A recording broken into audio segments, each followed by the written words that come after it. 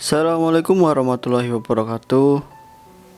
Sebelum mendengarkan cerita ini, alangkah lebih baiknya jika kita membaca basmalah terlebih dahulu. Bismillahirrohmanirrohim.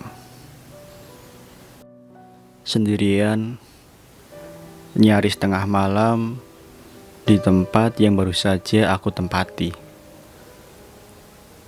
Suasananya sangat sepi di lahan luas yang atasnya berdiri dua bangunan. Di rumah yang gak terlalu besar ini, aku seorang diri di ruang tengah menonton televisi. Biasanya jam 10 sudah terlelap tidur, tapi malam ini beda. Aku sama sekali belum merasakan kantuk, mata terus memperhatikan layar TV. Sampai ketika sesuatu mulai terjadi. Ada sekelebat bayangan bergerak di depan pintu rumah. Aku melihatnya dari balik tirai jendela. Seperti ada orang yang melintas dari kanan ke kiri, tapi gak bersuara sama sekali. Tentu saja, aku penasaran. Kemudian, berjalan mendekat ke jendela, lalu membuka tirainya. Gak ada siapa-siapa di luar. Sepi dan kosong. Terang lampu teras memastikan semua itu. Aku hanya melihat bagian belakang bangunan besar yang ada di depan rumah. Bangunan besar yang berfungsi sebagai kantor tempatku bekerja. Itu pun kosong sama sekali. Kalaupun gak ada siapa-siapa, lalu bayangan siapa yang tadi melintas? Tiba-tiba merinding.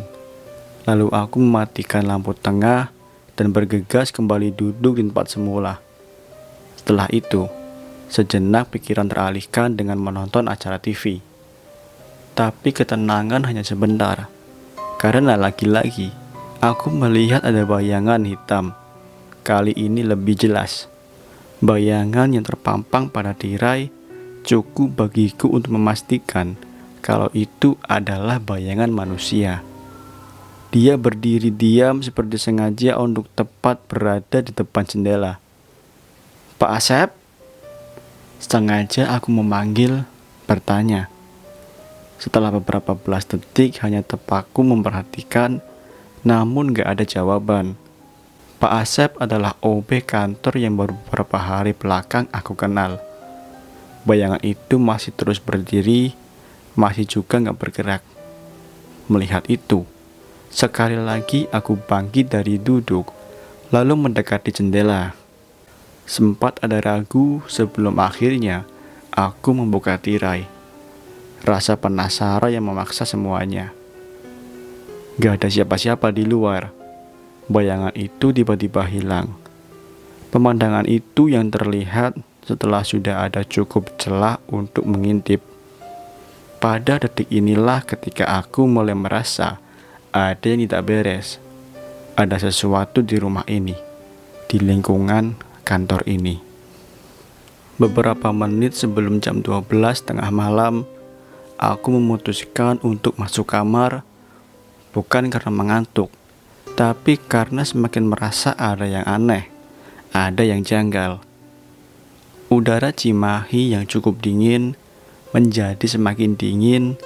Aku sendirian di dalam rumah di belakang kantor. Kantuk belum datang juga. Aku terbujur kaku berselimut sebatas dada, berharap semoga gak ada kejadian apa-apa. Waktu terus bergulir, menit berganti menit, perlahan melewati tengah malam.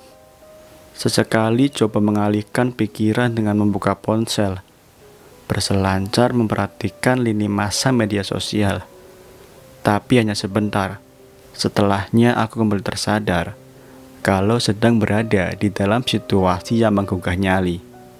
Suasananya sangat sepi, hanya terdengar sesekali suara mesin kendaraan yang melintas di jalan depan kantor.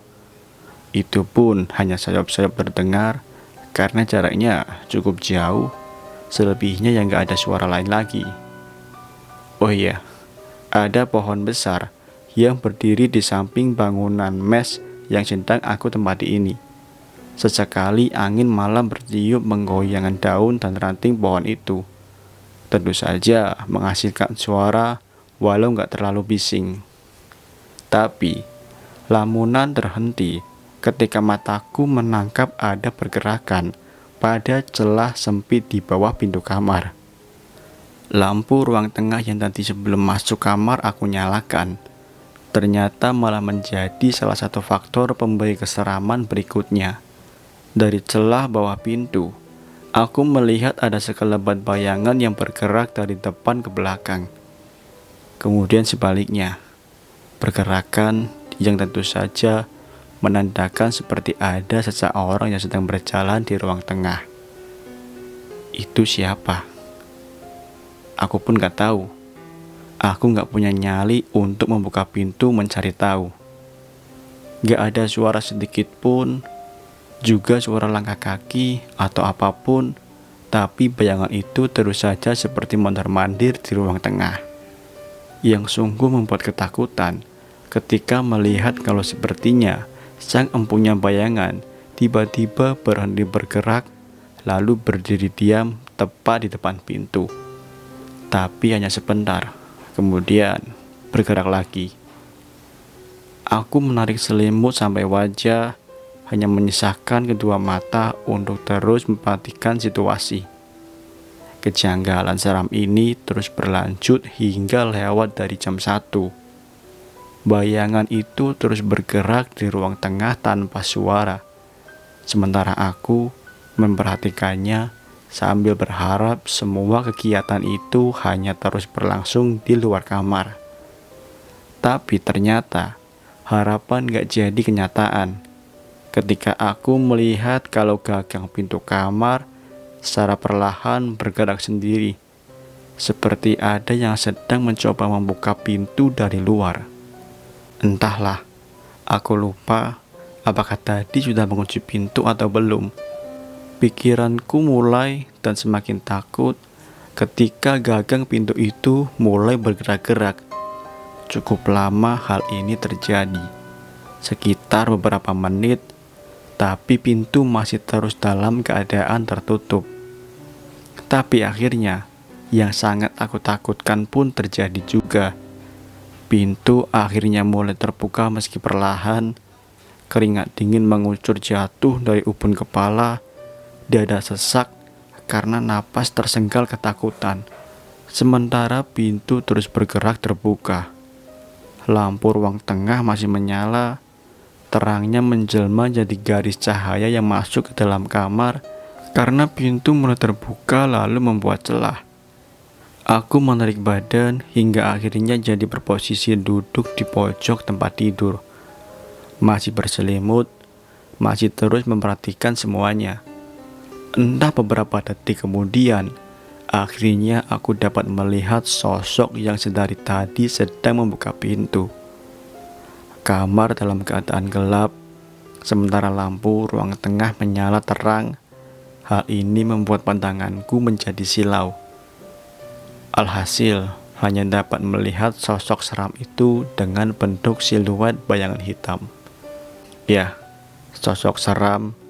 Dia berdiri mendorong pintu kamar, membuka lebar-lebar.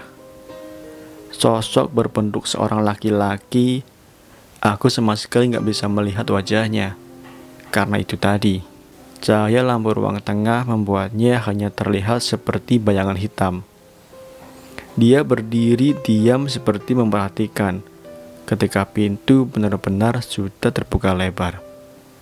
Jantung seperti berhenti berdetak, rasanya sulit sekali bernafas, dadaku sesak. Semua semakin menjadi-jadi ketika dia kemudian bergerak masuk ke dalam kamar, mendekati aku yang sedang di ambang batas kesadaran. Sosok seram bergerak melayang, perlahan terus mendekat. Sampai jarak kami hanya tinggal menyisahkan beberapa langkah saja. Aku masih melihatnya berbentuk bayangan hitam. Di ambang batas kesadaran, ketakutan menyeruak memenuhi pikiran. Aku terus mengikuti pergerakannya. Sampai akhirnya, dia berhenti tepat di sisi tempat tidur. Beberapa detik kemudian, Heningnya suasana semakin mencekam ketika aku mendengar suara geraman tertahan. Sosok itu seperti menggeram perlahan tapi seram.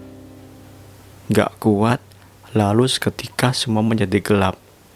Setelah itu, aku gak ingat apa-apa lagi.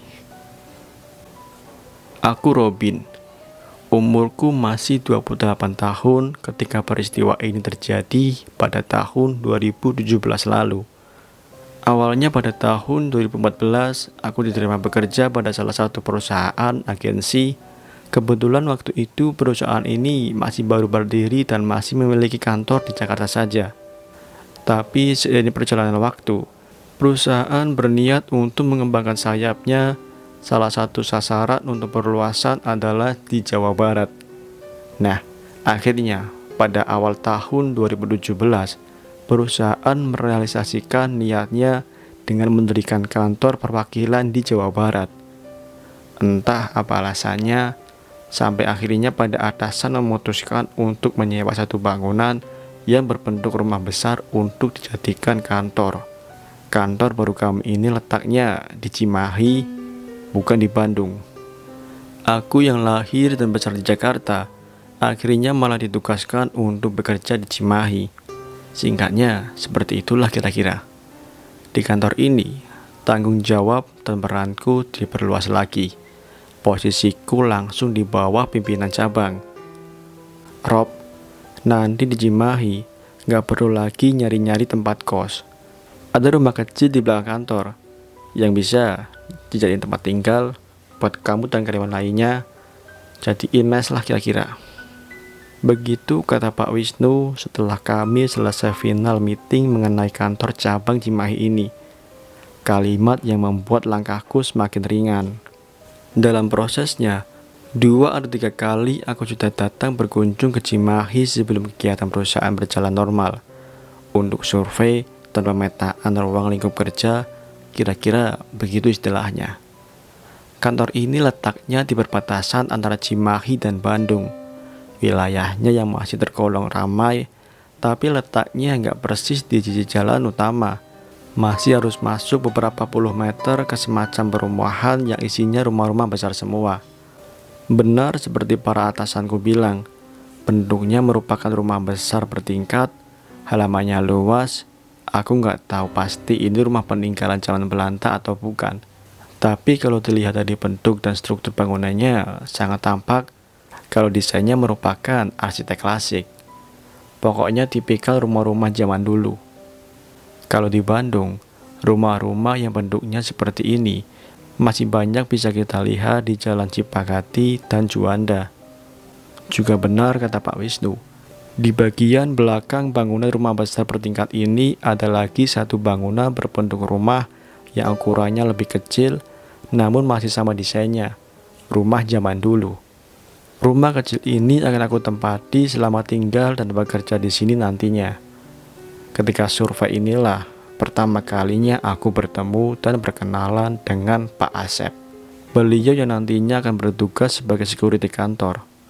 Pak Asep merupakan putra daerah Cimahi, tinggalnya nggak jauh dari kantor. Mas Robin, nanti tinggal di mes sama siapa lagi? Tanya Pak Asep. Ada orang kantor dari Jakarta juga Pak, Via namanya. Nanti dia akan datang kalau kantor sudah siap. Ya, nantinya baru hanya aku dan Vian saja yang akan tinggal di mes belakang. Hampir semua karyawan di kantor Cimahi ini adalah orang baru, dan hampir semuanya bertempat tinggal di Cimahi atau Bandung. Jadi mereka nggak perlu menggunakan fasilitas mes yang ada.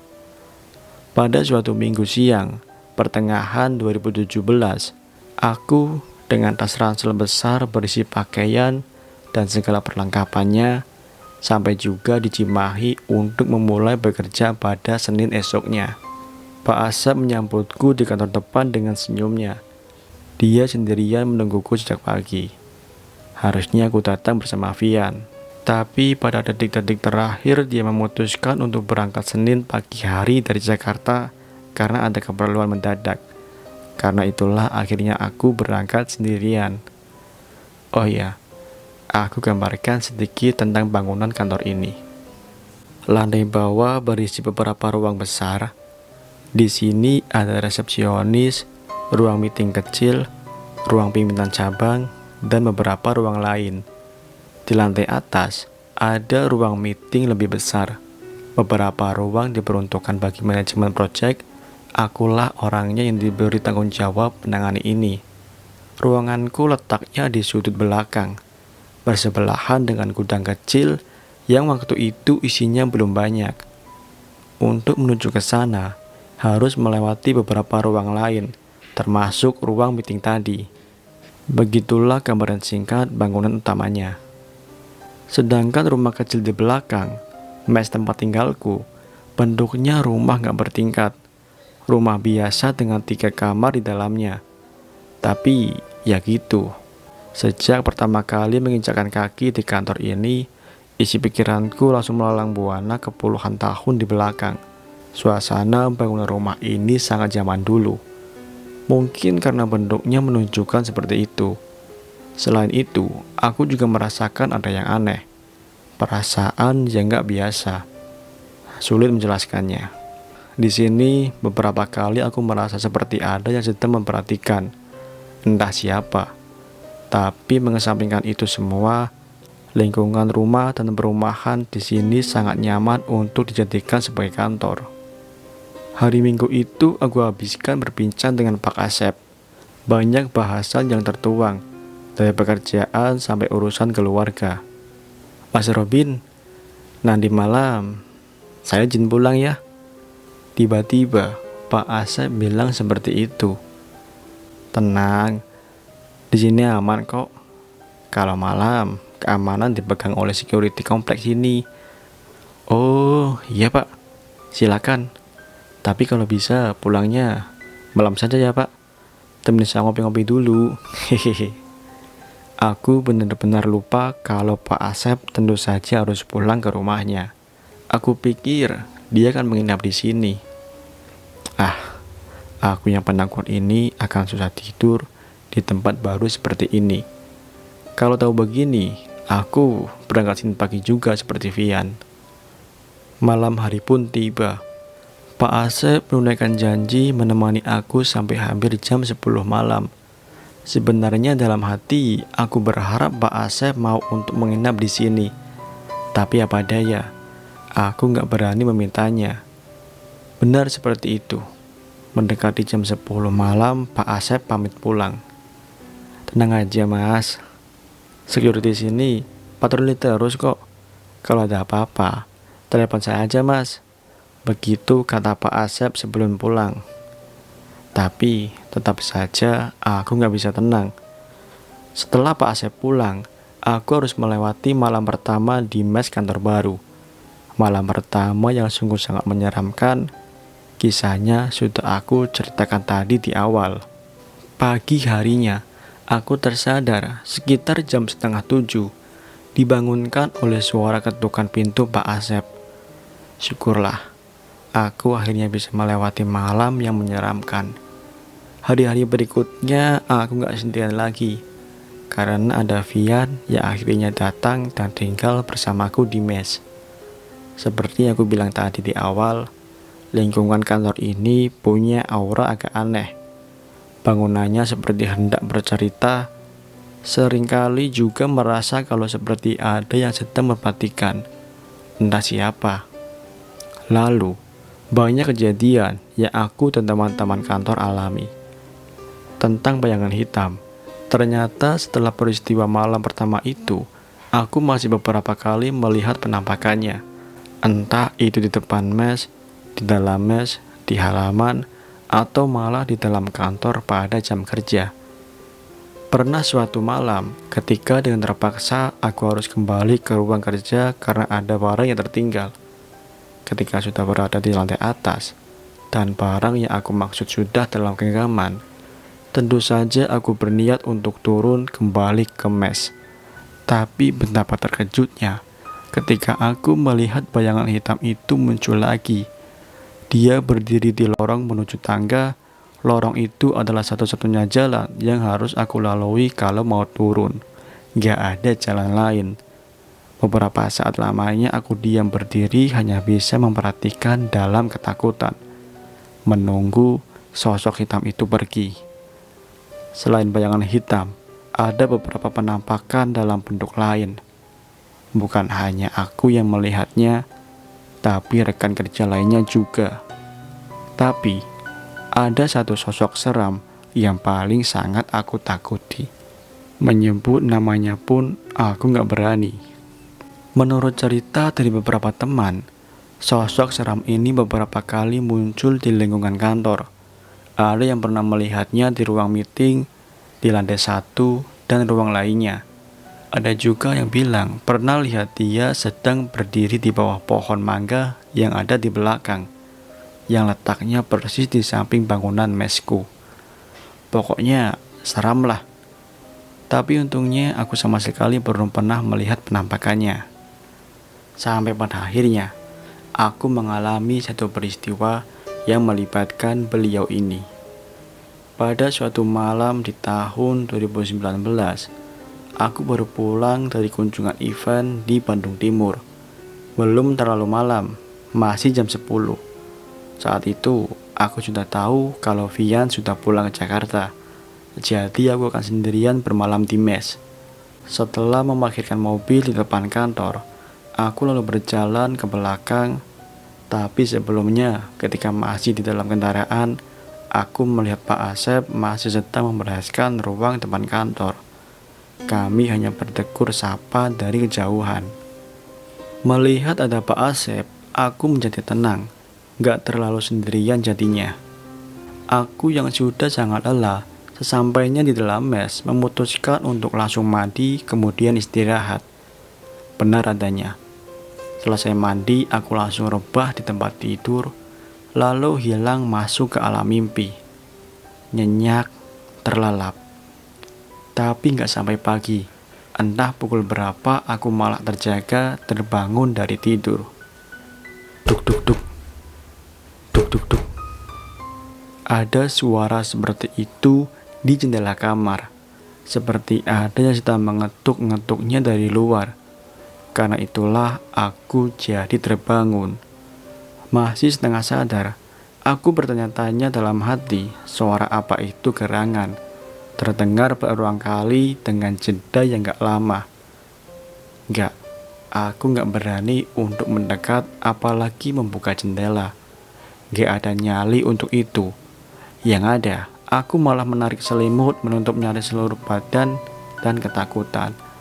Ingin sekali rasanya untuk mengabaikan, lalu tidur lagi, tapi gak bisa. Aku bukan orang yang bisa seperti itu.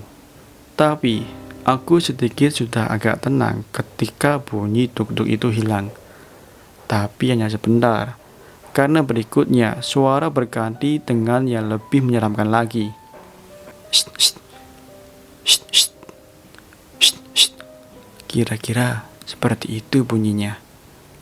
Jendela kamar yang bentuknya merupakan jendela kayu dengan lubang-lubang kecil memanjang, menjadikan suara-suara itu jelas terdengar. Sekali lagi aku merinding, semakin ketakutan, ditambah sesekali suara duk-duk itu masih terdengar. Sampai akhirnya aku gak tahan lagi, pelan-pelan berdiri lalu berjalan keluar kamar. Di ruang tengah, beberapa saat lamanya aku hanya berdiri diam. Masih bingung harus melakukan apa. Sampai akhirnya aku berpikir untuk menuju mobil saja, lalu pergi keluar meninggalkan tempat ini. Aku gak mau lagi bermalam dalam cekam. Ya sudah, aku bergegas mengambil kunci mobil. Setelah siap pergi, aku langsung melangkah untuk keluar rumah. Setelah sudah berada di depan pintu, timbul rasa ragu untuk membukanya.